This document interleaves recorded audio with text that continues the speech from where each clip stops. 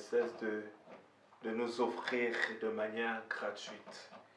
Avant que nous puissions entrer dans notre moment d'enseignement, j'aimerais qu'on puisse passer quelques minutes dans la prière. Et par la suite, nous allons écouter ce que le Seigneur a à nous dire. J'aimerais que nous puissions passer quelques minutes dans la prière et nous allons écouter par la suite ce que le Seigneur a à nous dire. Alléluia. Alléluia. Jésus ne change pas. Jésus ne change pas. Alléluia. Jésus ne change pas. Il est mon sauveur. Il est toujours le même. Jésus ne change. Jésus ne change pas. Jésus ne change. Oh, alléluia. Jésus ne change.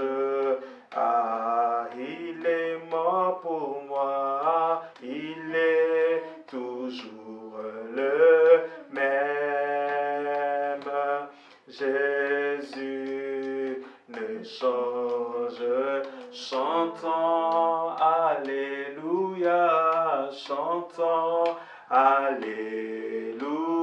Oh, alléluia. Chantons alléluia. Il est mon sauveur. Il est toujours le même. Jésus ne change. Élevons le roi des rois. Élevons le roi des oh, alléluia. Élevons le roi des oh, il est mort pour moi. Il est toujours le même. Jésus ne change. Acclamons le Tout-Puissant. Acclamons le Tout-Puissant. Oh, alléluia. Acclamons le Tout-Puissant. Oh, il est mort pour moi. Il est toujours le même. Jésus ne change. Je t'invite pendant quelques minutes à bénir le nom du Seigneur, à lui dire qu'il ne change pas, il ne vieillit pas, avant que nous puissions plonger dans les Écritures.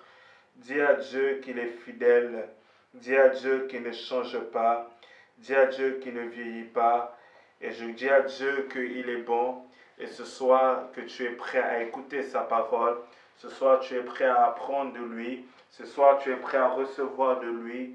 Nous bénissons le nom du Seigneur, nous glorifions le nom du Seigneur, nous élevons des actions de grâce en cette période, en ces temps, à Jésus notre Seigneur.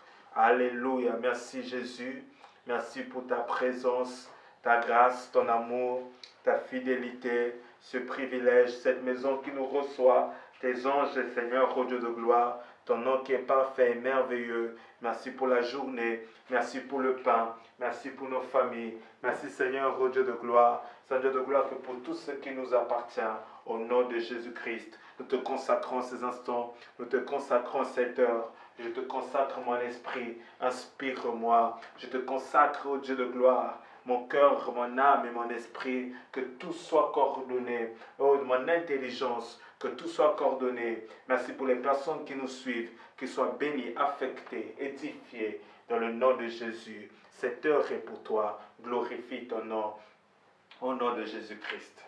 Amen.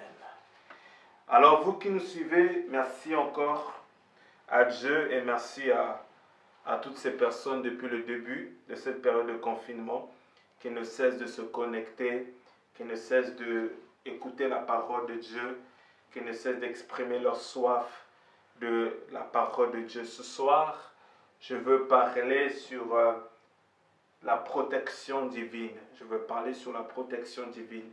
Ce soir, je veux parler sur la protection divine.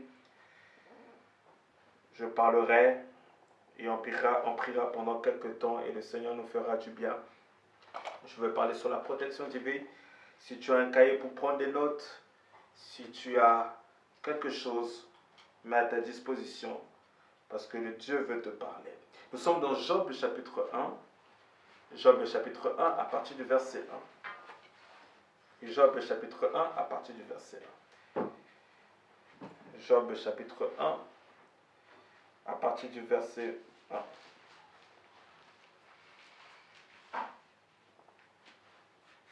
Job chapitre 1 à partir du verset 1. Que dit la parole de Dieu dans Job chapitre 1 au verset 1? Je lis dans ma version Nouvelle Bible seconde. Il y avait au pays d'Ouz un homme nommé Job. Cet homme était intègre et droit. Il craignait Dieu et s'écartait du mal. 7 fils et 3 filles naquirent de lui. Il avait un troupeau de 7000 têtes de petits bétail, 3000 chameaux, 500 paires de bœufs, 500 ânesses et un très grand nombre de serviteurs. Cet homme était le plus grand de tous les fils que de l'Orient. Ses fils se réunissaient chez chacun d'eux à tour de rôle pour un banquet, et ils invitaient leurs 3 sœurs à manger et à boire avec eux. Quand les jours des banquets étaient révolus, Job les faisait venir pour les consacrer. Il se levait le bon matin et l'offrait pour chacun d'eux un holocauste. Car Job disait, peut-être mes fils ont-ils péché, peut-être ont-ils maudit Dieu dans leur cœur. Job agissait toujours ainsi. Un jour, les fils de Dieu vinrent se présenter devant le Seigneur.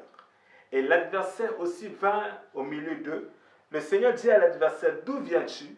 L'adversaire répondit, au Seigneur de parcourir la terre pour m'y promener. Le Seigneur dit à l'adversaire, as-tu remarqué Job, mon serviteur? Il n'y a personne comme lui sur la terre.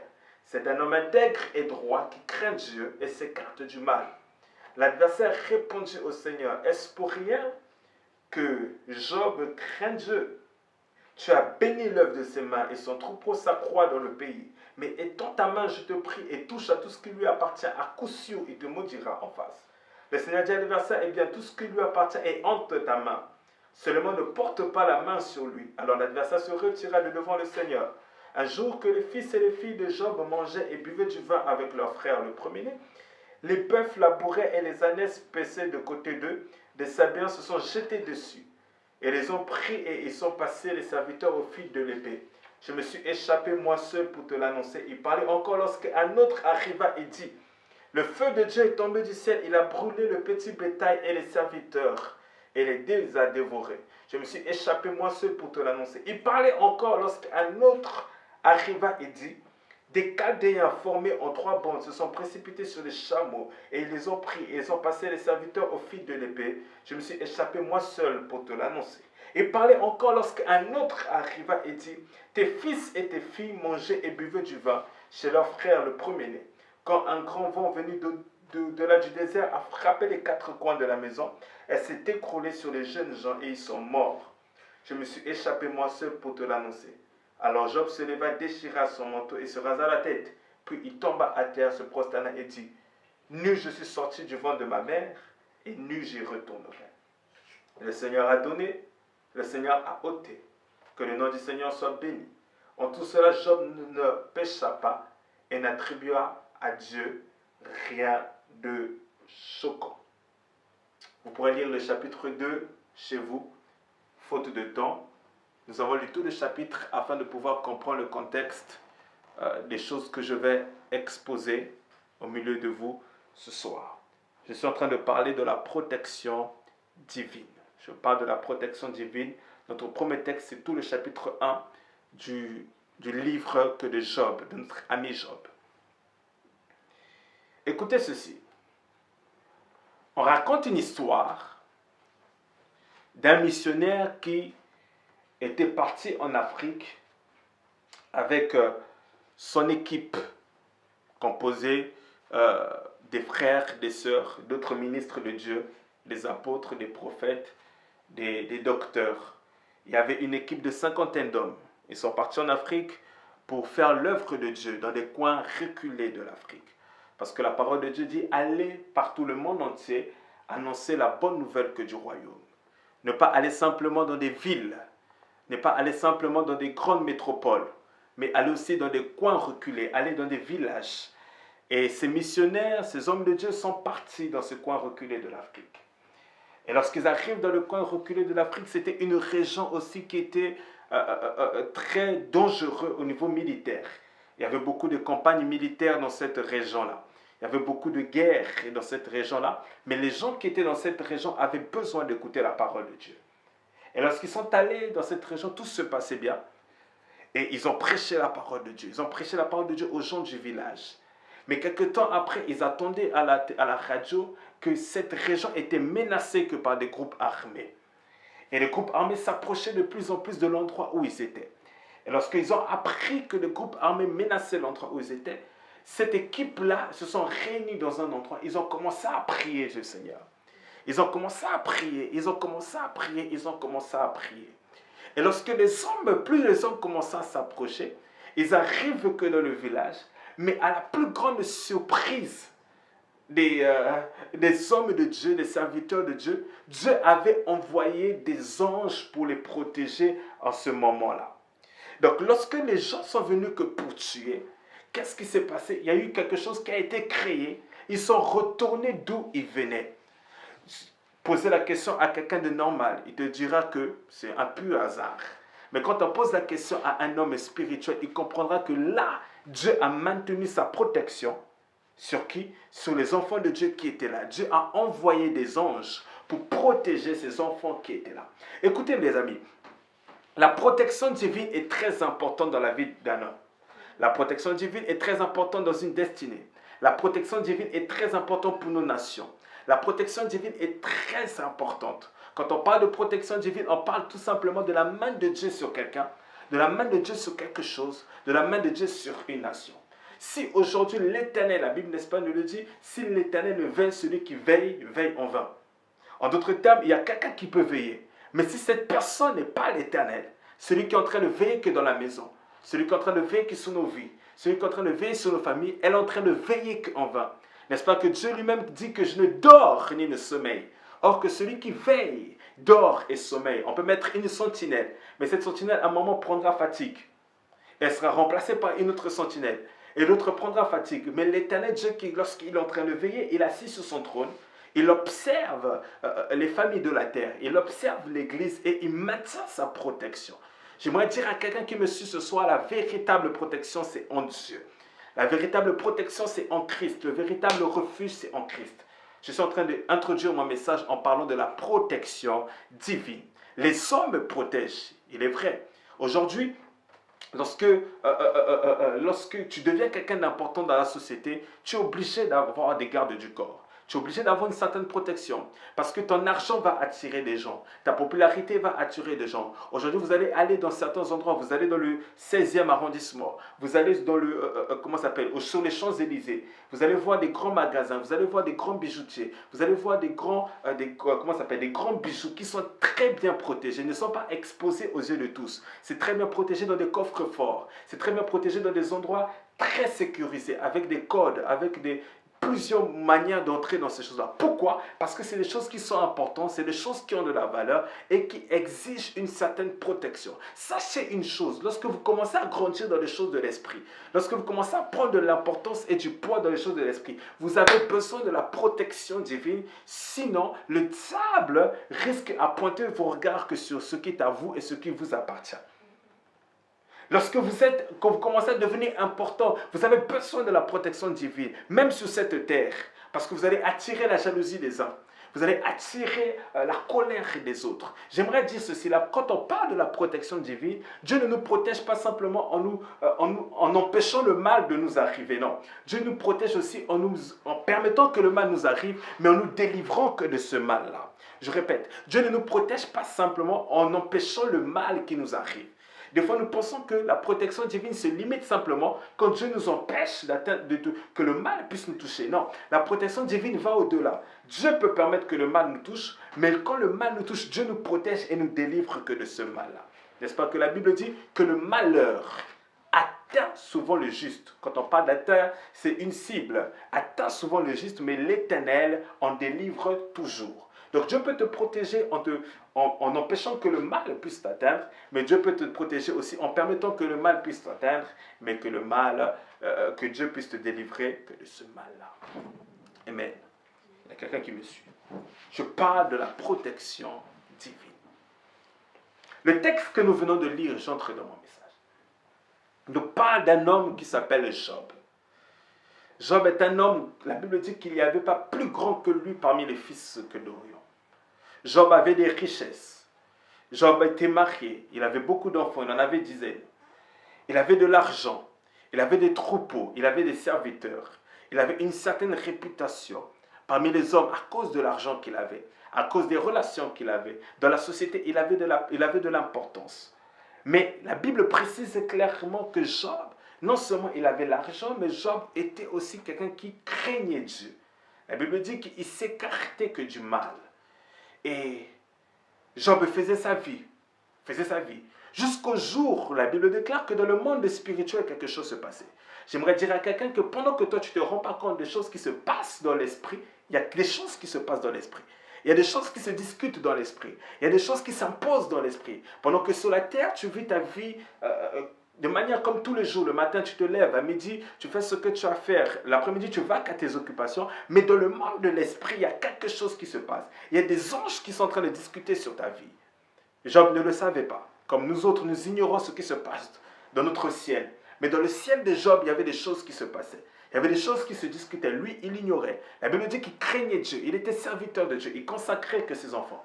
Ce n'était pas un homme qui n'était pas spirituel. C'est un homme qui était spirituel. Mais il n'avait pas l'information que dans le monde de l'esprit, entre le diable et Dieu, il y a quelque chose qui est en train de se passer au sujet de sa vie. Et la Bible dit qu'un jour, qu'est-ce qui se passe? Il y avait les fils de Dieu. Quand on parle des fils de Dieu, on parle des anges.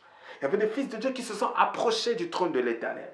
Et lorsqu'ils se sont approchés du trône de l'Éternel, parmi les fils de Dieu, il y avait Satan qui était là, Lucifer, l'adversaire. La Bible dit qu'il est l'adversaire. Et lorsqu'il s'approche du trône de Dieu, Dieu fait la remarque à Satan. Il dit à Lucifer, as-tu remarqué mon serviteur Job? Lucifer est-il menti en disant que je ne l'ai pas remarqué? Non, il n'a pas menti. Il a dit, j'ai vu mon serviteur Job. Pour comprendre quoi? Pour comprendre ceci que non seulement les regards de Dieu sont sur la vie de Job, mais les regards du diable aussi sont sur la vie de Job. Le texte nous le révèle clairement. Les regards de Dieu étaient sur la vie de Job, mais le regard du diable était aussi que sur la vie de Job. Écoutez-moi, de la même manière que Dieu vous voit, de la même manière que le diable aussi que vous voit. La Bible déclare, quand Dieu lui pose la question, Satan, d'où tu viens? Il dit, je viens de me promener que sur la terre. Parce que Satan est en promenade. Il se promène sur la terre. Il se promène sur les nations. Il peut être ici. Il n'est pas partout. Il n'est pas omnipotent. Il n'est pas omniscient. Il n'est pas omniprésent. Mais en une fraction de seconde, il peut quitter l'Europe pour se retrouver en Afrique. Il peut quitter l'Afrique pour se retrouver en Océanie. Donc pendant que Dieu regardait la famille de Job, pendant que Dieu regardait la vie de Job, pendant que Dieu regardait la santé que de Job, le diable aussi regardait la vie de Job, mais dans le but de détruire. Pendant que Dieu regardait dans le but de continuer à faire du bien, le diable regardait dans le but de détruire. C'est ce qui se passe dans le domaine de l'esprit, au sujet de la vie de Job. Mais écoutez, j'aimerais dire ceci. Le diable n'était pas à sa première tentative pour toucher la vie de Job. Parce que écoutez ce que le diable dit. Il dit, c'est parce que tu l'as protégé. C'est parce que tu le protèges, c'est parce que tu l'as béni, que Job continue à te craindre. Mais touche seulement à sa vie. Et si tu fais quoi? Il te régnera. Comment le diable pouvait savoir que Job, etc., Dieu le protégeait? Comment tu pouvais le savoir? Je vais dire pour vous. Suivez-moi très attentivement. Écoutez ceci. Job chapitre 2. Job chapitre 2. Au verset 4. L'adversaire répondit au Seigneur, pour, tout ce que possède un homme, il le donne pour sa vie. Mais étends ta main, je te prie, touche à ses sous et à sa chair, à coup sûr, il te maudira. Le Seigneur dit à l'adversaire, eh bien, il est en ta main, seulement épargne sa vie.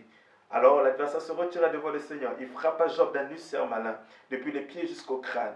Job prit un tançon pour se gratter et s'assut au milieu que de ses cendres. Sa femme lui dit, tu demeures ferme dans ton intégrité, maudit donc Dieu. Écoutez ceci. L'adversaire savait qu'il n'était pas à sa première tentative. Dieu avait l'habitude de protéger Job. S'il a dit à Dieu que tu as l'habitude de le protéger, c'est qu'il n'était pas à sa première tentative. Il avait essayé de toucher à la vie de Job. Il avait essayé de toucher à sa famille. Il avait essayé de toucher à son troupeau. Mais il n'avait pas encore réussi. Pourquoi? Parce que Job bénéficiait de la protection divine. Écoutez-moi. Le diable n'était pas à sa première tentative pour toucher la vie de Job. Il avait déjà remarqué Job. Quand il se promenait sur la terre, il avait déjà un regard diabolique sur la vie de Job. Il avait déjà essayé de toucher Job. Mais s'il n'arrivait pas, pour quelle raison? Parce que Dieu protégeait Job. La main de Dieu était dans la vie de Job. La main toute puissante de Dieu était dans la vie de Job. Écoutez, le diable ne peut pas toucher une personne qui est sous la main de Dieu si ce n'est que Dieu qui lui donne l'autorisation. La Bible dit ceci, si l'Éternel ne veille, celui qui veille, veille en vain. Mais puisque c'est l'Éternel Dieu qui veille, on ne peut pas toucher à la vie de Job comme cela. Le diable avait essayé, mais à plusieurs reprises, il avait échoué. Mais une fois, il a compris une chose, il a dit, Dieu, si seulement tu lui retires ta protection, qu'est-ce qui va se passer? Il risque de te maudire. Le diable a commencé à frapper la vie de Job au moment où Dieu a retiré la protection de la vie de Job. Suivez-moi très attentivement. Au moment où il n'y avait plus la protection dans la vie de Job, Dieu a permis que la vie de Job soit touchée. Et lorsque non seulement quand on parle de la vie de Job soit touchée, le diable a réussi à toucher à la santé de Job. Le diable a réussi à toucher aux enfants de Job. Alors que les enfants de Job, il y en avait déjà le premier-né qui n'habitait plus avec la famille. Le diable a réussi à toucher au petit bétail. Donc cela veut signifier quoi? Dans le principe de la protection divine, Dieu ne protège pas simplement la personne. Il protège tout ce qui est en lien et tout ce qui est dans l'environnement de la personne. Parce que regardez, une fois que la protection a été retirée, le diable a réussi à toucher non seulement la santé de Job, mais le diable a réussi à toucher sa famille, le diable a réussi à toucher ses business. Une fois que le Dieu retire sa protection de vos vies, le diable peut toucher votre santé, toucher vos finances, toucher votre mariage, toucher vos enfants. Alors que lorsque la main de Dieu qui est là, s'il n'arrive pas à toucher un domaine, il n'arrivera pas à toucher les autres domaines. La protection divine. Mais puisque la protection de Dieu était sur Job, le diable ne réussissait pas. Il essayait à plusieurs reprises, mais il n'y arrivait pas. Il essayait à gauche et à droite, il n'arrivait pas. Mais il a réussi le jour où Dieu a donné la marque d'autorisation pour qu'il puisse toucher à la vie de Job. Mais par contre, il dit, ne touche pas à son âme. Écoutez les amis, nous sommes que dans un monde où nous sommes exposés à des dangers. Des dangers tant spirituels que physiques. Les serviteurs qui ont été détruits que par le diable. Le diable n'est pas descendu directement du ciel et sur la terre comme cela, non. Il a utilisé des êtres humains qui étaient dans l'environnement que de Job. Job avait l'habitude de voir ces hommes. Job avait l'habitude de voir, ce bétail avait l'habitude de voir ces hommes. Mais ce jour-là, puisque la protection de Dieu s'est retirée, qu'est-ce qui s'est passé? Ils ont réussi à atteindre Job. Écoutez, le jour où la protection de Dieu se retire que de vous, les choses que vous étiez en train de faire facilement, les combats que vous avez l'habitude de gagner facilement, les songes que vous avez l'habitude de sortir victorieux forcément, vous allez voir même un petit démon, un petit sorcier arrivera à vous toucher parce que la main de Dieu n'y est plus. La protection divine. Et Job a été touché. Sa famille a été touchée. Tout a été touché. Pourquoi? Parce que dans le monde spirituel, il y a quelque chose qui s'est passé. Quelque chose s'est passé. Écoutez les amis, je le redis, nous sommes dans un monde qui est très complexe.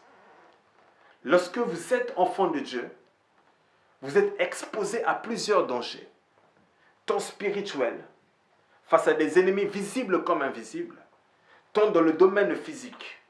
Lorsque vous avez l'argent, vous attirez de la jalousie. Lorsque vous avez une renommée, vous attirez du monde. Vous attirez de bonnes choses comme vous attirez des mauvaises choses. Joseph, à cause de ses rêves, avait attiré la jalousie que de ses frères. Jacob, à cause des promesses, avait attiré la haine des enfants que de Laban. Pour quelle raison? Pour les choses qui sont entre les mains. Écoutez ceci. Aujourd'hui dans les nations, on ne fait pas une guerre à une nation s'il n'y a pas des intérêts économiques. Quand il y a guerre quelque part, les gens ne voient pas les choses. Mais les nations, les diplomates, quand ils s'assoient, ils sont en train de voir le gaz. Ils sont en train de voir l'essence. Ils sont en train de voir l'argent. Ils sont en train de voir l'or. Donc on ne peut pas attaquer des pays n'importe quel comment. Pourquoi toujours les guerres dans nos nations, c'est toujours au Moyen-Orient? Pourquoi les guerres dans nos nations, c'est toujours dans des pays où il y a des richesses souterraines? Parce que les nations savent une chose, qu'on n'attaque pas quelqu'un si la personne n'a rien. Donc sachez que le fait d'avoir quelque chose, le fait d'être en Christ, le fait d'avoir quelque chose dans la société, une position dans la société, vous expose à des dangers spirituels. Tant des démons qui vous attaqueront, tant des sorciers qui vous attaqueront, tant des hommes et des femmes normaux que le diable utilisera pour vous attaquer. Et si vous n'avez pas la protection divine, vous ne réussirez à rien. Combien de personnes, ils avaient commencé un business, mais ils n'avaient pas la protection que de Dieu. Ils n'ont pas protégé leurs finances et les finances sont finies comme cela. Combien de personnes, ils avaient commencé une carrière footballistique. Nous les voyons dans les histoires à la télé. Et ce n'est pas simplement des légendes, des histoires qui sont vraies. Des personnes qui n'avaient pas la protection de Dieu. Ils sont finis comment? On les a fait des fétiches au pays. Et ils ont fini à ne plus jouer au foot. L'argent est parti. Et il y a des gens qui vont chercher la protection chez les fétiches. La protection chez les marabouts. La protection chez les je ne sais qui. Mais nous savons que nous avons la véritable protection en Christ Jésus, qui est notre vie de refuge, qui est notre Dieu. Je parle de la protection divine. Si vous n'êtes pas protégé que par Dieu, vous n'irez pas loin. Si vous n'êtes pas protégé que par Dieu, vous mourrez plus tôt que votre âge, prévu que par Dieu. Si vous n'êtes pas protégé que par Dieu, tellement que vous aurez des adversaires, tellement que vous allez attirer la haine et la jalousie, vous ne réussirez à rien. Vous allez commencer quelque chose. Mais si la protection de Dieu n'est pas dans cette chose-là, écoutez ceci. Balak veut maudire Israël. Balak sait une chose qui ne peut pas aller au corps à corps avec Israël. Et il va voir un puissant sorcier de l'époque, il va voir Balaam. Il dit à Balaam, je sais que les paroles que tu dis finissent toujours que par arriver. Et Balaam offre des sacrifices et il veut maudire le peuple d'Israël. Et il se rend compte qu'il n'arrive pas à maudire Israël parce que la main de Dieu était sur Israël. Balaam me dit ceci, que je ne peux pas maudire ce que Dieu a béni. Écoutez, si Balaam avait réussi à maudire Israël, l'échec militaire allait poursuivre Israël. Beaucoup d'échecs, c'est parce que nous n'avons pas la main de Dieu avec nous. Voilà pourquoi en cette saison, nous avons besoin de la main de Dieu. Surtout même dans cette saison d'épidémie, de pandémie. Il est vrai que nous devons prendre des précautions. Des masques, du gel, des gants. Mais il est vrai qu'avec la protection de Dieu, c'est mieux. Avec la protection de Dieu, c'est mieux. Écoutez, tous ici, nous faisons des choses pour nous protéger, pour protéger nos familles. Mais en réalité, si l'Éternel ne veille, celui qui veille, veille en vain. Un homme peut protéger sa femme, mais face à 10 000 personnes, il ne pourra rien faire que pour sa femme. Une mère peut protéger son enfant. La mère de Moïse était en train de protéger son enfant pendant qu'il y avait la loi en Égypte, que tout enfant mâle qui est né à cette période-là doit être jeté au Nil. La Bible déclare que Moïse était gardé que par sa mère, mais à un moment, sa mère était limitée dans sa protection. Elle était limitée à telle enseigne qu'elle est partie jeter Moïse au Nil. Mais puisque Dieu veillait que sur Moïse, Dieu a tiré Moïse des eaux. D'où le nom Moïse qui signifie Moshe, tiré que des eaux. Donc l'homme peut te protéger. L'homme peut te protéger. Mais écoutez ceci, la véritable protection vient de Dieu. La véritable protection est en Christ. Si Dieu ne te protège pas, tu ne pourras rien faire. Si Dieu ne te protège pas, tu ne pourras pas aller très loin. Si Dieu ne te protège pas, tu t'exposes à des maladies, tu t'exposes à des problèmes très sérieux. Nous avons besoin de la protection divine. Et Job avait la protection de Dieu. Si Dieu a retiré un temps sa protection de la vie de Job, c'était pour éprouver Job. Mais sinon, Job avait la protection de Dieu. Écoutez ceci, je vais vous lire pour vous un texte qui va vous édifier, qui va vous bénir, je le crois. Rabashadede. Prenez avec moi Genèse.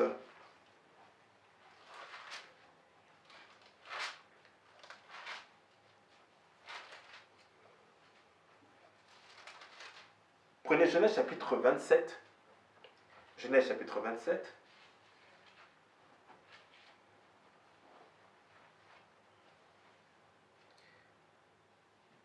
À partir du verset 41. Genèse chapitre 27 à partir du verset 41. Genèse chapitre 27 à partir du verset 41. Genèse 27, 41. Que dit la parole de Dieu? Suivez très attentivement. Ésaü prit Jacob en aversion à cause de la bénédiction que son père lui avait accordée. Ésaü se disait, le jour du deuil de mon père approche. Après, je tuerai Jacob, mon frère, en rapportant à Rebecca les paroles d'Ésaü, son fils aîné.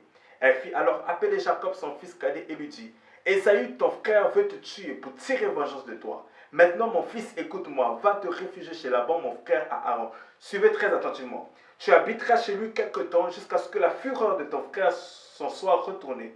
Quand la colère de ton frère se sera détournée de toi et qu'il aura oublié ce que tu l'auras fait, alors je te ferai. Écoutez, elle dit quoi? Elle dit, je te ferai revenir. Pourquoi devrais-je vous perdre tous les deux en un séjour? Faisons un point. Faisons un point. La Bible nous présente Jacob. Jacob, il vole la bénédiction de son frère. Ésaü le prend en aversion. C'est ce que nous avons lu clairement. Et Ésaü voulait maintenant tuer son frère au jour du deuil de Isaac. Écoutez ceci, dans la même maison, tu peux avoir des gens qui sont pour toi et des gens qui sont contre toi. Il y avait Ésaü qui était contre Jacob, mais heureusement que pour Jacob, il y avait sa mère qui était pour Jacob. La Bible déclare qu'en rapportant à la mère de Jacob les paroles que Ésaü est en train de dire. Et la mère de Jacob, c'est qui? C'est Rebecca. Rebecca dit, écoute, si je garde mon enfant ici, Ésaü risque de tuer Jacob. Suivez très attentivement. Et il y a un texte, il y a un verset qui m'intéresse clairement dans ce texte. Rebecca dit ceci, au verset 40, « Tu habiteras chez lui quelque temps jusqu'à ce que la fureur de ton frère se soit retournée, quand la colère de ton frère se sera détournée de toi et qu'il aura oublié ce que tu lui as fait, alors je te ferai revenir. » Vous êtes d'accord avec moi que c'est une promesse? Elle dit, je te ferai revenir. Ça veut dire, je m'engage à te faire revenir, n'est-ce pas? Mais nous allons voir que cette promesse, Rebecca ne l'a pas réalisée. Allons dans le chapitre 28. Le chapitre 28, à partir du verset 13. La Bible dit, le Seigneur se tenait au-dessus de lui et il dit, je suis le Seigneur Yahweh, le Dieu d'Abraham ton père et le Dieu d'Isaac. La terre sur laquelle tu es couché, je te le donnerai à toi, à ta descendance. Ta descendance sera aussi nombreuse que les grains de poussière de la terre. Tu les tondras à l'ouest et à l'est. Au verset 15, il dit, je suis avec toi, je te garderai. Partout où tu iras, je te ramènerai vers cette terre, car je ne t'abandonnerai pas jusqu'à ce que j'aie fait tout ce que je t'ai dit. Nous prenons, pour terminer,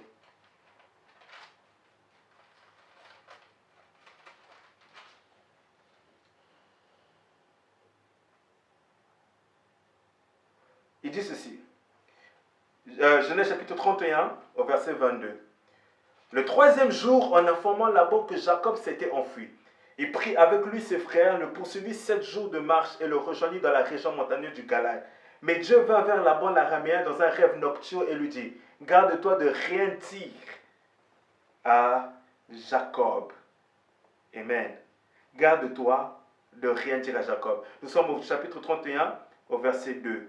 Jacob remarqua que le visage de Laban n'était plus envers lui comme d'habitude. Alors le Seigneur dit à Jacob, retourne au pays de tes pères, au lieu de tes origines, je serai avec toi. En fait, qu'est-ce que je vais vous expliquer? Rebecca, la mère de Jacob, elle dit à Jacob, va vers ton oncle et je te ramènerai. C'est ce que nous avons lu clairement. Mais nous allons voir que Rebecca est morte. Elle n'a jamais ramené Jacob. Nous allons voir les chapitres par la suite que nous avons lus. Dieu s'engage devant Jacob et dit à Jacob, je te ferai retourner que dans le pays que de tes pères. Et plus de 20 ans plus tard, Dieu vient voir Jacob et dit à Jacob, Dieu apparaît à Jacob et dit à Jacob que retourne dans le pays que de ton père. Et lorsque Laban voulait poursuivre Jacob pour le tuer, pour l'arrêter, Dieu s'est révélé à Jacob. Dieu s'est révélé à Laban et il a dit, garde-toi de parler en mal contre Jacob. En d'autres termes, garde-toi de ne rien faire de mal sur Jacob. En fait, pour vous dire quoi, Rebecca s'était engagée à protéger Jacob. Mais elle était limitée et la mort est venue la prendre. Parce que vous allez voir les chapitres suivants, on ne parle plus de Rebecca. Elle était déjà morte. Mais Dieu qui s'est engagé, il a dit à Jacob, je te protégerai, je serai avec toi, je te garderai. Le même Dieu, 20 ans plus tard, était encore là. Et il a ramené Jacob de son oncle jusqu'au pays que de son père. L'homme avait engagé la promesse de protéger, mais l'homme, la mort est venue le faire disparaître. Mais le Dieu qui avait donné la promesse, 15 ans plus tard, il était encore là. 20 ans plus tard, il était encore là. Écoute-moi, le Dieu qui a dit depuis il y a 15 ans, depuis 5 ans, depuis 20 ans, je serai avec toi, je te protégerai. C'est le même Dieu que tu rencontreras dans 10 ans. C'est le même Dieu que tu rencontreras dans 20 ans. Il continuera à te protéger. La protection de l'homme est éphémère. Aujourd'hui, il y a des gens par exemple, des témoins qui sont exposés, qui ont témoigné auprès des juges, qui sont dans des affaires qui sont très périlleuses. On met des protections, on met des gens qui les protègent pendant un certain temps. Vous allez voir quelques années plus tard, vous allez poser ces questions, les gens, ils ont peur. Pourquoi ils n'ont plus de protection? Ils ont dénoncé les narcotrafiquants, ils ont dénoncé des gens, ils n'ont plus de protection. Mais quand Dieu protège, la Bible dit, il ne dort ni ne sommeille. Ça veut dire, la nuit, quand les gens dorment, lui, il est là. Le jour, quand les gens dorment, il est là. Et j'ai l'habitude de dire que la nuit, il n'y a pas que les sorciers qui sortent la nuit. Le Dieu vivant aussi, il sort la nuit. Il n'y a pas que les démons qui sortent la nuit. Le Dieu vivant aussi sort la nuit. Il sort la nuit. Parce que le jour et la nuit lui appartiennent. Les astres lui appartiennent. Si des sorciers sortent la nuit, Dieu aussi sort la nuit. Il sort le jour, il sort aussi la nuit. Donc écoutez ceci, nous avons besoin de la protection de Dieu. Nous avons besoin de la marque de la protection de Dieu. Et une fois que la protection de Dieu est sur nous, il y a des choses que le diable ne peut pas toucher. Et s'il arrive à toucher, c'est parce que Dieu lui en a permis. Si Dieu ne lui permet pas, il ne touchera pas. Voilà pourquoi même dans cette période où beaucoup de gens ont peur, devons-nous être négligents? Non. Devons-nous être, la foi est une folie? Non. Mais nous devons croire qu'au-delà du masque que nous mettons, que nous avons la main divine qui nous protège. Parce qu'il y a plusieurs personnes qui mettent des masques qui sortent, mais ils sont quand même contaminés. Pourquoi toi tu n'es pas contaminé? Alors que vous avez les mêmes protections. Pourquoi tu n'es pas contaminé? Pourquoi il y a certaines choses, tu étais dans la même voiture que certaines personnes. Ils ont eu un accident. Tu étais dans la même voiture. Il y en a 2 qui sont morts. Tu étais le seul survivant. Pourquoi on a réussi à bouffer certaines personnes dans la famille, mais toi, on n'arrive toujours pas à t'avoir? Pourquoi il y a des gens qu'on arrivait à les tirer dessus? Tu étais là dans le milieu, mais aucune balle n'a réussi à te toucher. Quelque part, il y avait la protection de Dieu qui était là. Mais des fois, nous appelons ça chance. Nous appelons ça un hasard. Mais Dieu protège. Mais écoutez, je vais aller plus loin dans mon texte aujourd'hui. Il est en effet que Dieu protège. Et Dieu avait protégé Job. Mais il y a des principes de protection. Dans le premier principe, c'est le principe de la filiation. Le premier principe de protection, c'est le principe de la filiation. Écoutez ceci. La Bible dit dans Jean chapitre 1, qu'à tous ceux qui l'ont reçu, il leur a donné le pouvoir de devenir enfants de Dieu, qui sont nés non selon la volonté du sang et de la chair, mais qui sont nés selon la volonté de l'Esprit de Dieu. C'est un principe de filiation. Le fait d'être le fils de quelqu'un, tu bénéficies de la protection que de cette personne. Dieu nous protège d'abord parce que nous sommes ses enfants. Protection divine. Et je suis béni, je suis heureux de savoir que nous sommes protégés que par Dieu. Le malheur peut arriver, mais nous sommes protégés par Dieu. Nous pouvons compter sur sa protection. Et j'aimerais dire à quelqu'un, compte sur la protection de Dieu. Compte sur la protection de Dieu. L'homme peut protéger. Les fétiches ne protègent pas. Les fétiches ne protègent pas. Les marabouts ne protègent pas, ces choses-là ne protègent pas. Mais celui qui est en Christ est véritablement protégé que par Dieu. Jésus était protégé que par le Père. Et aucun mal n'arrivait à Jésus si ce n'est que le Père qui l'autorisait. La Bible dit à certaines fois qu'on essayait de le tuer, mais ce n'était pas encore son temps. Voilà pourquoi il y a des choses qui ne lui arrivaient pas. Il y a des choses qui n'arriveront pas parce que ce n'est pas encore le temps pour que ces choses-là puissent arriver. Et que si ces choses arrivent, c'est parce que Dieu a levé un peu sa main pour le permettre. Sinon, nous sommes sous la protection de Dieu parce que nous sommes que ses enfants. Être enfant de Dieu t'expose à la protection de Dieu. Alors si tu n'es pas encore enfant de Dieu, décide de devenir enfant de Dieu. Quand tu deviens enfant de Dieu, Dieu te protège. Quel parent aujourd'hui irresponsable, son enfant est exposé à un danger, il est en train de le voir et le laisse tomber dans ce danger-là. Ça n'existe pas. Ça n'existe pas. À part si ce parent est maudit. À part s'il est irresponsable. Mais Dieu, en tant qu'un père responsable, lorsque un de ses enfants crie, lorsque un de ses enfants est exposé à un danger spirituel, matériel, physique, Dieu viendra toujours intervenir en faveur que de cet enfant. Il léguera des anges pour toi. Si Dieu voit que tu es exposé à un danger de maladie, une attaque démoniaque, Dieu libérera des anges pour toi. Si tu n'as pas encore exposé la protection de Dieu, je prie Dieu qu'il puisse commencer à te le faire voir.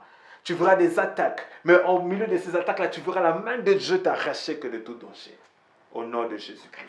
Dieu nous protège parce que nous sommes affiliés à lui. J'aimerais lire un texte pour vous.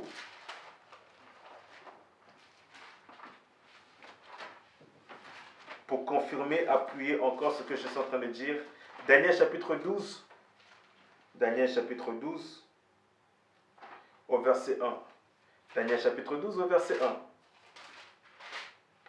Daniel chapitre 12 au verset 1. La Bible dit ceci. En ces temps-là se dressera Michaël, le grand prince, celui qui défend les gens de ton peuple. Écoutez, la Bible dit, en ces temps-là s'élèvera Michaël, le grand prince, celui qui défend les gens de ton peuple. En d'autres termes, Michaël est l'ange gardien du peuple d'Israël. Puisqu'il y a la notion d'affiliation, il y a la notion d'appartenance, puisque Israël appartient à Dieu, Dieu a délégué un ange spécial pour veiller que sur eux. C'était Michaël. Écoutez ceci. Bon, je ne vais pas trop toucher les thèmes angéliques, mais sachez une chose. Chacun d'entre nous sur la terre en tant qu'enfant de Dieu, nous avons des milliers d'anges qui sont autour de nous. Tous, nous n'avons pas les mêmes anges.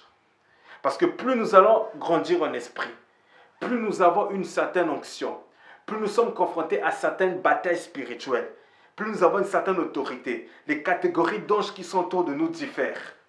Mais même un plus petit enfant de Dieu de 5 ans, 8 ans, 9 ans, il a des anges qui l'entourent, qui assurent que sa protection. Le matin, lorsque la personne se lève, l'ange se lève avec. Le soir, lorsque la personne se couche, l'ange est dans cette chambre avec cette personne-là. C'est ce que le texte nous explique. Il y avait un ange délégué spécialement pour le peuple juif. Et remarquez jusqu'aujourd'hui, tous les malheurs qui essaient d'arriver à Israël, Dieu les délivre toujours d'une manière surnaturelle. Donc, apprenez à compter sur Dieu. Apprenez à compter sur la protection de Dieu. Apprenez à considérer le nombre d'anges qu'il y a autour de vous. Le nombre d'anges qui sont avec vous. Oui. Déconsidérez un peu le nombre de démons qui t'attaquent. Le nombre de sorciers qui t'attaquent. Considère le nombre d'anges.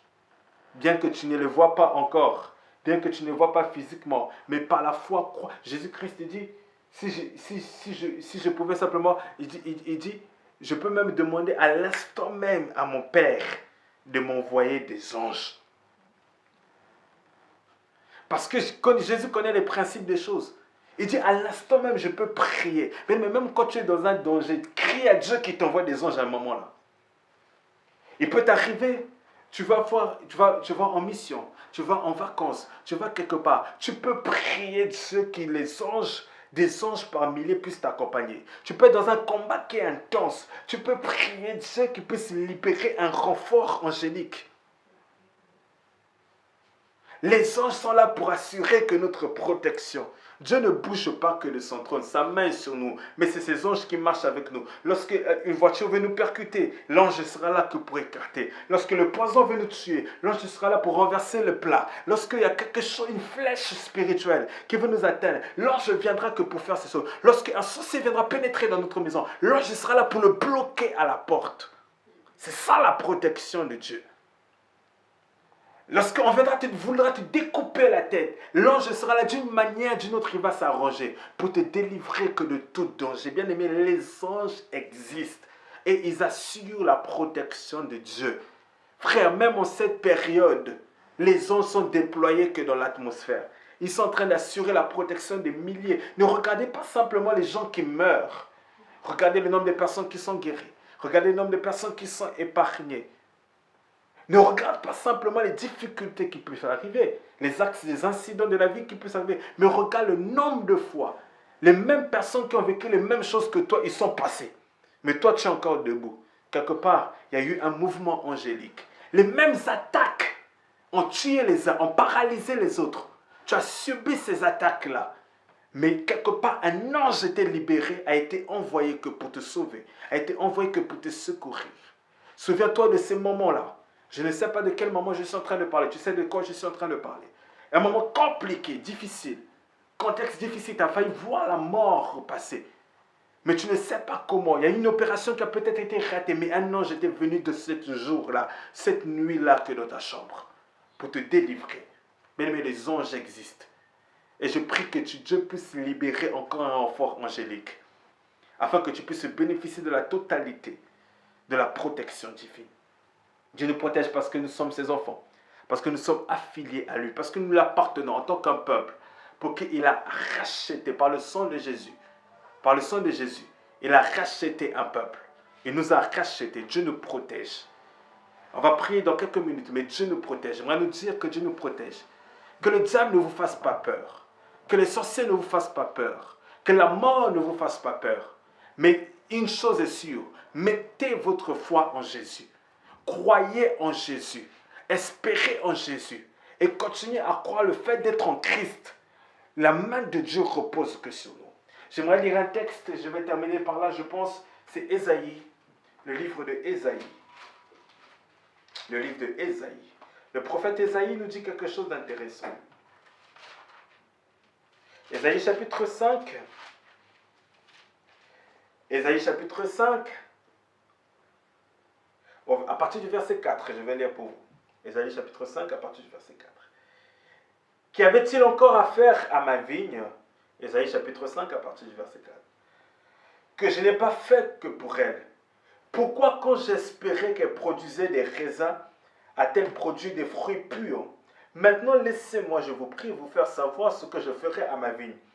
J'en arracherai la haie pour qu'elle soit dévorée. J'ouvrirai des brèches dans sa clôture pour qu'elle soit foulée aux pieds. Je répète, j'en arracherai la haie pour qu'elle soit dévorée. J'ouvrirai des brèches dans la clôture pour qu'elle soit foulée aux pieds. La haie et la clôture, c'est ce qui permet de protéger la vigne. La vigne ici représente Israël, représente Jérusalem. Mais la haie, donc quand vous prenez une vigne, la haie et comment ça s'appelle, et la clôture permet à l'étranger de ne pas pénétrer que dans la vigne comme cela. C'est les signes de protection. En fait, Dieu protégeait que la vigne. Mais puisqu'ils ont commencé à pécher, au verset 4, il dit, qu'y a-t-il encore à faire à ma vie que je n'ai pas fait pour elle? Pourquoi quand j'espérais qu'elle produisait des raisins, a-t-elle produit des fruits puantes? Donc Dieu attendait qu'ils puissent mener une vie de repentance, une vie correcte. Mais ils ont commencé à mener une vie de désordre. Qu'est-ce que Dieu a fait? Il a retiré la haie, il a retiré la clôture et il dit ceci, je permets qu'elle soit dévorée, j'ouvrirai des brèches dans sa clôture pour qu'elle soit foulée aux pieds. Foulée aux pieds par qui? Par des étrangers. Foulée aux pieds par qui? Par d'autres animaux. Foulée des pieds par qui? Par des personnes qui la vie n'appartient pas. En fait, Dieu est en train de nous expliquer ceci. N'est-ce pas que la Bible dit que l'ange de l'Éternel campe tout autour de ceux qui craignent Dieu et les délivre de tout danger. Il y a une dimension où Dieu ne nous protège pas parce que nous sommes ses enfants. Il y a une dimension où Dieu ne nous protège pas parce que nous lui appartenons. Il y a une dimension où Dieu ne nous protège pas parce que nous prions. Il y a une dimension où Dieu nous protège parce que nous le craignons. Vous allez remarquer, à chaque fois que Israël se détournait de voie de Dieu, Dieu permettait qu'un ennemi soit suscité pour exercer un jugement que sur le peuple d'Israël. Mais à chaque fois, Israël se rapprochait de Dieu, se repentait. Dieu a accordé sa faveur et sa protection divine. Et ce texte nous le dit clairement. Lorsqu'ils ont commencé à pécher, Dieu a ouvert la haie. Dieu a ouvert la clôture. Et l'ennemi pouvait pénétrer maintenant. À chaque fois que vous allez remarquer que très facilement, le diable peut commencer à vous toucher. Très facilement, les sorciers peuvent commencer à vous toucher. Très facilement, la maladie peut commencer à vous toucher. Quelque part, tu dois récupérer ta vie de sainteté avec le Seigneur. Je n'ai pas dit que lorsque le malheur nous arrive, forcément que nous avons péché, non.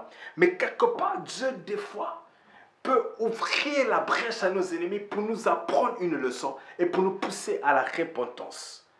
Très souvent, quand vous remarquez, vous êtes facilement touchable par le monde des ténèbres, facilement exposé.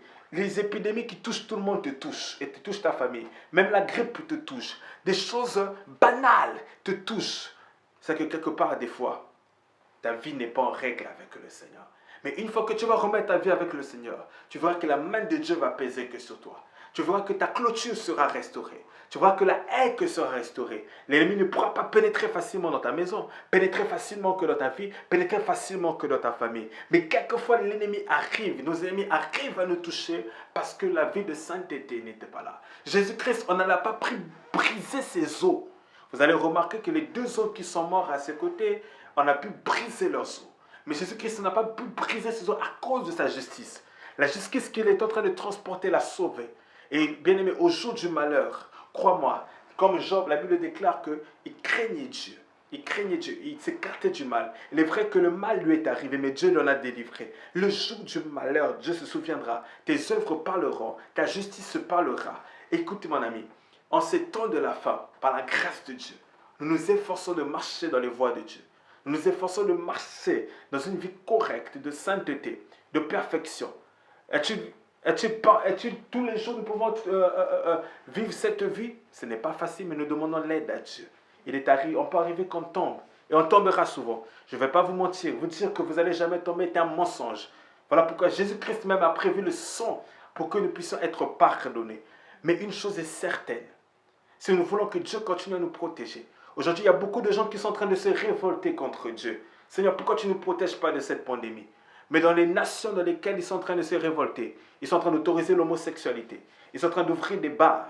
Ils sont en train d'ouvrir des sex shops. Je ne sais quoi. Comment voulez-vous que Dieu protège de telles villes, de telles nations, alors que vous avez mis Dieu à côté? Vous avez mis Dieu en dehors. Mais comme Josué, lorsque nous disons, moi et ma maison, nous servons l'Éternel, c'est là aussi que Dieu, non seulement arrose ses bénédictions, mais c'est là aussi que Dieu nous protège.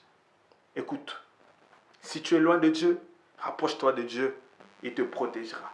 La seule protection est en Christ. La seule protection est en Christ. Je sais de quoi je suis en train de vous parler. La seule protection est en Christ. Nous sommes exposés à tout type de dangers. Des dangers spirituels. Si tu l'ignores, le diable ne l'ignore pas. Il te connaît très bien. Job, le diable le connaissait très bien. Il a dit, le Seigneur dit, as-tu vu mon serviteur Job? Le diable a dit, oui, je l'ai vu. Le diable te connaît. Si tu n'as pas la protection de Dieu, il te détruira à petit feu. Tes ennemis te connaissent. Regardez ce qu'on voulait faire à Daniel. Daniel, il avait une très grande connaissance. C'est ce que j'ai dit tout à l'heure quand j'ai commencé ma prédication. Une fois que tu commences à être quelqu'un dans la société, tu commences à avoir des avoirs. Crois-moi, tu n'as pas que des amis. Tu n'as pas que des gens qui viendront dans ta maison pour chercher à être ton ami, à manger, à boire. Mais tu auras des gens qui chercheront à te détruire. Si tu n'as pas la protection de Dieu, on te tuera facilement. On te tendra des pièges. N'est-ce pas qu'on a tendu un piège à Daniel? Les hommes ont commencé à voir que cet homme-là est bizarre. Ils se sont associés, ils ont tendu un piège à Daniel. Mais heureusement pour Daniel, Dieu était avec lui. Dieu continue à le protéger. N'as-tu pas attendu un piège à Jésus? N'as-tu pas attendu un piège à Joseph? Qu'es-tu pour qu'on ne te tende pas des pièges? Mais si tu as la protection de Dieu avec toi, Dieu non seulement peut écarter le malheur, Dieu peut écarter les projets, Dieu peut écarter les pièges. Et s'il permet que tu tombes dans un piège, il te délivrera que de ce piège-là. Les amis de Daniel et Daniel, on les a mis à la fournaise ardente. On les a mis dans la fosse au lion. Mais Dieu les a délivrés. Il a permis que les pièges puissent réussir pendant un temps. Mais il les a délivrés. Parce que Dieu est le Dieu de sagesse. Il est le Dieu de sagesse. Écoutez, nous avons besoin de la protection divine. Tes enfants ont besoin de la protection de Dieu. Tes finances ont besoin de la protection de Dieu. Ton mariage a besoin de la protection de Dieu. Ta vie a besoin de la protection de Dieu. Voilà pourquoi nous voulons prier pendant quelques minutes, à supplier le Seigneur de nous protéger tout au long de cette année. Nous voulons faire une prière de consécration. Tu vas consacrer tes enfants, ton épouse, ton mari, tes affaires entre les mains du Seigneur. Que la main de Dieu ne s'éloigne pas de ce qui est à toi, de ce qui t'appartient, afin que ce qui attire le regard de jalousie, attire le regard du diable et ses amis, ne puisse en aucun cas te toucher, ne puisse en aucun cas te nuire. Que même dans cette période de maladie, de pandémie, mais que toi tu sois préservé parce que tu as la protection de Dieu. Si les accidents touchent beaucoup de personnes, mais que toi tu sois protégé parce que tu as la main de Dieu. Si le diable arrive à tuer beaucoup de gens, mais que toi tu sois protégé. Élève la voix là où tu es, commence à prier. Prie pour tes enfants, prie pour ta famille, prie pour ton mariage, prie pour ton avenir, prie pour cette année. Que jusqu'à décembre, quel que soit le projet du diable, afin de te détruire, mais que tu sois sous la protection divine. J'ai dit, la véritable protection, c'est d'être en Christ. Tu peux aller te réfugier dans une église, mais l'église ne protège pas. Tu peux aller te réfugier chez un pasteur, mais il est un homme, il sera fatigué. Tu peux aller te réfugier au Vatican, mais le Vatican ne protège pas. Tu peux aller en Afrique, en Guinée, au Bénin, aller chercher un fétiche puissant, mais les fétiches ne protègent pas. La véritable protection est en Christ. Il a dit, si moi je ne veille, celui qui veille, veille en vain. Si moi je ne garde, celui qui garde, garde en vain. Il a dit à Jacob, je te garderai. Jacob a connu des douleurs dans la maison de Laban. Il a connu beaucoup de combats. Mais puisque Dieu avait libéré la parole, il a gardé Jacob. Dieu est capable de te garder. Il est capable de te donner encore 10 ans de plus. Il est capable de te garder pendant des années de ta vieillesse. Il est capable de garder ta jeunesse. Il est capable de garder ce qui t'appartient. Il est capable de te garder. Si aujourd'hui Marquand est bien gardé, nous les enfants de Dieu, nous sommes encore divinement, surnaturellement mieux gardés. Parce que nous avons les escortes des anges qui sont avec nous. Alors prie que des anges puissent te délivrer de tout danger. Des anges puissent marcher avec toi. Des anges puissent être avec toi. Des anges, des milliers d'anges. Que des anges spéciaux et nouveaux puissent descendre. Nous prions pendant quelques minutes. Je vais prier avec toi au nom de Jésus-Christ. Les braba shadakade. Rababababababa. Ride kazu pradakade. Rabakazu predekazi. Rabakazu pradakade rebo. Mahi kazu pradakade. Ahi kazi te karia bababa. Le kazu predekadabade. Redakazi te karabababa. Redekazu pradabade. Au nom de Jésus-Christ. Au nom de Jésus-Christ. Au nom de Jésus-Christ. Au nom de Jésus-Christ. Au nom de Jésus-Christ. Père, ta main ne se retire pas de nous. Père, ta main ne se retire pas de nous. Père, ta main ne se retire pas de nous. Père, ta main ne se retire pas de nous. Au nom de Jésus-Christ, nous nous revenons à toi. Nous nous repentons de nos péchés. Nous nous repentons de nos fautes. Père, nous implorons au Dieu que ta main ne se retire pas de nous. Veille sur la clôture. Veille que sur la haie qui empêche l'adversaire de toucher et nuire à nos vies. Qui empêche ce monde des ténèbres de toucher et nuire à nos vies. Au nom de Jésus-Christ, je prie pour nos familles. Je prie pour ceux qui nous suivent. Que la main toute puissante de Dieu puisse continuer à protéger, puisse continuer à veiller, puisse continuer à délivrer de tout danger, délivrer de la mort, délivrer de la maladie, délivrer des œuvres de ténèbres, délivrer de toute activité occulte. Au nom de Jésus que de Nazareth, que la main puissante protège le jour comme la nuit. Que la main puissante protège durant cette période de confinement. Que la main puissante de Dieu protège jusqu'à la fin que de l'année. Assure ta protection, puisque nous sommes que tes enfants. Assure ta protection, puisque nous t'appartenons. Ne laisse pas l'ennemi. Ne laisse pas l'ennemi d'avoir le dernier mot dans nos vies. Mais protège-nous. Là où nous sommes exposés à tout danger. Protège nos familles. Nous te consacrons nos maisons. Nous te consacrons nos entreprises. Nous te consacrons nos familles. Nous te consacrons nos business. Nous te consacrons tout ce qui est à nous. Et nous déclarons que ce soir, que tout est protégé. Que tout est protégé.